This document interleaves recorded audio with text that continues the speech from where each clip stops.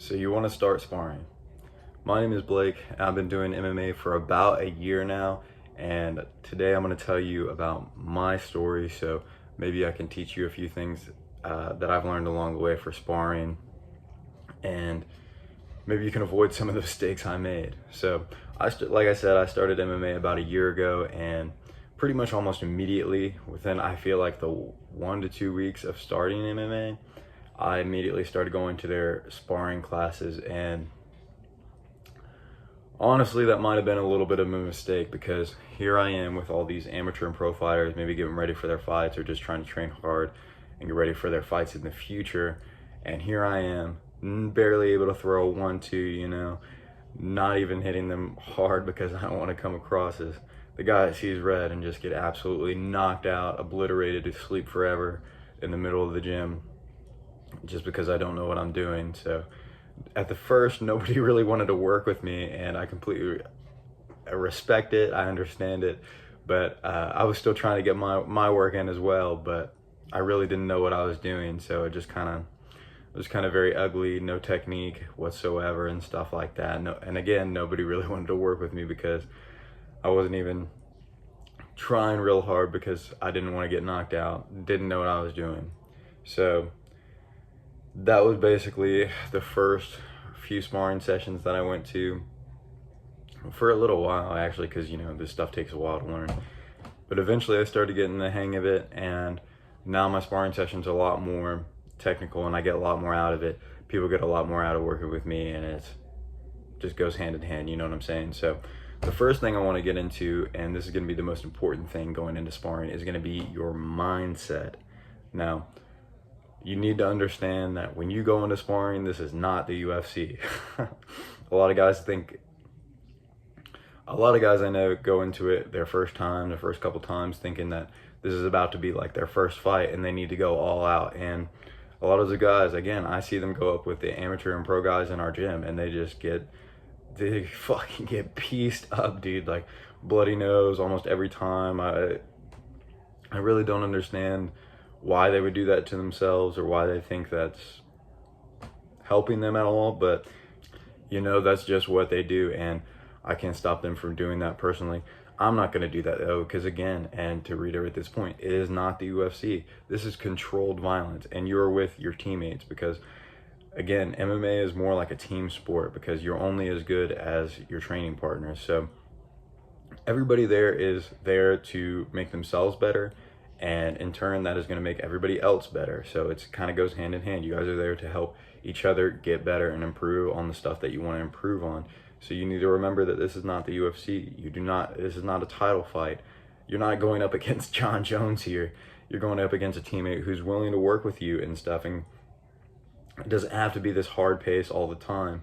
And one thing that I think it kind of really changed my sparring a lot and made sparring a lot more fun for me is the mindset that George St. Pierre, I believe, promotes a lot, and that is to make sparring kind of like a game.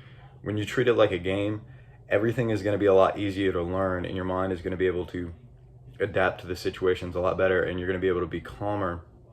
When you're calmer, you're more easily to create solutions to a bad situation, rather than if you were freaking out like this is the title match and you're about to fucking get choked out, armbarred, knocked out, sleep forever, so kind of treat it like a game. Like sometimes you're going to get hit and you just gotta kind of just suck it up and just understand that, but treat it like a game. Like, see how little you can get hit when you're trying this combination, or see you get hit so many times, next week see if you can get hit a little less times. So treat it like a game, like it's something fun rather than an all-out war, because again, it's just sparring.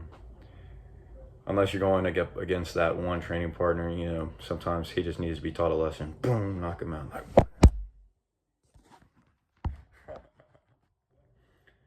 And another thing for mindset is you want to keep in mind technique over pride. Technique is always going to reign supreme in a real fight. So treat sparring as a chance to practice your technique rather than, I know a lot of people promote get your hits back. Like if somebody hits you, make sure you get your hits back. But in the beginning, that's just not how it's going to be. If you're going up against all the people that have been training longer than you, then you're just going to get pieced up sometimes, and that's just the reality of the situation. But practice the technique. If you're just starting out like I was, then you need to practice your 1-2, make sure everything's how it's supposed to be, rather than you just swinging like some random guy off the street. Because what's all the training for if you're just going to keep swinging like a random guy off the street? You know what I'm saying? You're just going to get slept every single time. So really make it a point in the beginning, especially, to not worry about getting your hits back or piecing the guy up too. Just worry about the technique of the combos that you're throwing, and make sure that you can actually throw them. Like maybe land them sometimes, yeah, but the real goal is to make sure you're throwing them properly, because how you train is how you fight. If you watch my other video about quotes from my coach, how you train is how you fight. So if you're just practicing bad habits and bad form, then that's exactly how you're going to fight, and it's going to create a lot more openings for you to just get knocked out and pieced up in a real fight, rather than using this as a chance to practice good techniques, so then that won't happen.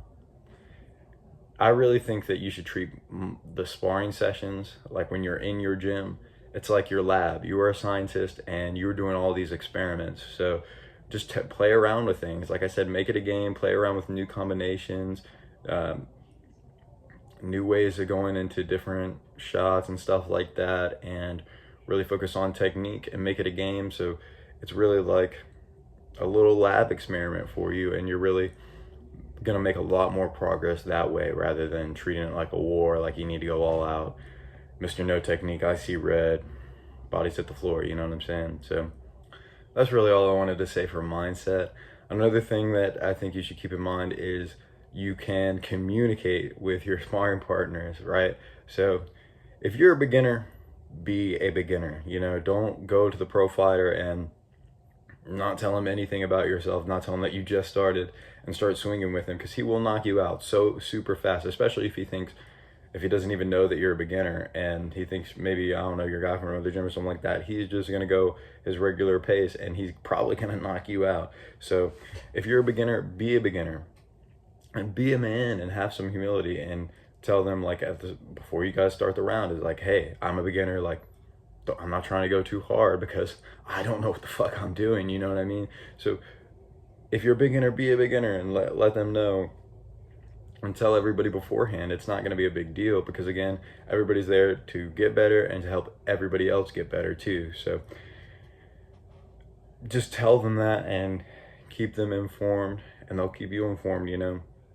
And like I just said, be a man and have some humility. If you guys are going too hard, it's okay to stop mid-round and just say, hey man, can we tone it down? Like, I wasn't really expecting to go at this pace. And that goes for really any level, but especially in the beginning, because you're not really going to know how hard to go. You're not going to be able to gauge how hard you're hitting them. And if they're hitting you too hard, they might not realize, because they're just used to going at each other's pace. Because this is another point that I'm actually going to give you, a little bonus tip, is hit as hard as you want to be hit. Because in sparring, that's how it normally goes. If you hit a guy hard, he's going to hit you just as hard back. So if you want to go a little lighter, start hitting him lighter. And if he's still going too hard, that's when you just, again, have your humility, be a man, and just say, hey man, can we take it down a notch? Or if you're feeling it, because sometimes a hard sparring session can be good, especially if you're a few months in and you're starting to warm up to sparring. Sometimes maybe you want to ask them, like, can we go a little bit harder? And again, if they take that and go too hard, it's always okay to stop mid-round and just say, hey man, let's take it down a notch. You just got to be a man about it, and just understand that too much pride is going to get you killed in this world, and that it's okay. Like, it's just sparring. Nobody's going to be talking about your sparring sessions like that. It's literally there to get better. Like I said, it's for the experiments, it's the lab. It's literally the lab, just so you can experiment with things and get better, rather than just be a fight every single time you go in, because then that's going to make it just not fun. You're not going to want to go because you're not getting better. You're getting pieced up all the time, and it's just really stressful, rather than treating it like a game, learning new things, understanding that you're going to get hit sometimes, it's going to hurt sometimes, but you're able to practice the different stuff that you want to, right? So like I said, it's always okay to adjust things mid-round, go harder, go slower, taking it down a notch, you know. And just remember to communicate with everybody, because everybody's usually going to be pretty nice, and even if they're not, you don't have to spar with them all the time. And again, just keep in mind, hit as hard as you want to be hit, especially in the beginning, and let everybody know that you're a beginner starting out and you should be fine. A couple key points I want you to keep in mind is to don't be discouraged. It takes a while to build some fight IQ, so you're going to get pieced up a lot and you're going to get hit a lot. So you need to understand that, yeah, it's going to hurt a little bit, but it's just part of the process. You just got to trust in it, because as you keep going, you're going to get hit a lot less and less, and you're going to experiment more things and be more comfortable. But it takes a while to build that up. Like there's this one guy at the gym. His name is Lee. He's a really great fighter, and me and him were going one round, and I tried this.